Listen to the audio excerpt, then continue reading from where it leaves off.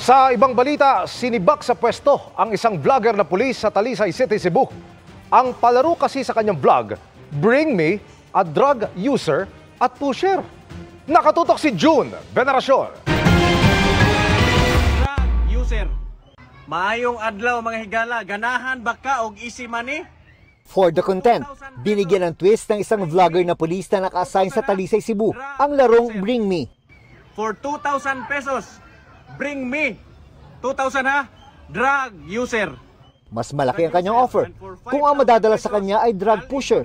And for 5,000 pesos, dali ko ninyo og street level drug pusher. Unsa pa inyong gihulat? Attack na mga adik. Pero sa halip na katuwaan, siya ngayon ay iniimbestigahan. Wala yan sa police operational procedures. And so, the ACG and the IDM now conducts appropriate investigation.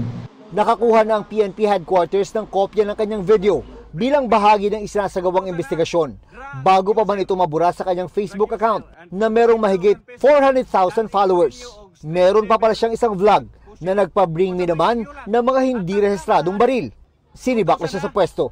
Sinusubukan natin siyang hingan ng paliwanag, bagay na hinihingi na rin sa kanya ng pamunuan ng PNP. Siya po ay nasa administrative relief sa kautosan po ng ating Chief PNP. Pinag-i-explain po yung taong iyon, pati po yung kanyang chief of police.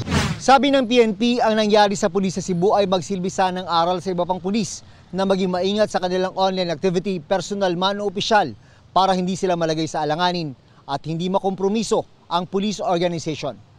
Para sa GMA Integrated News, June Veneracion, nakatutok, 24 oras.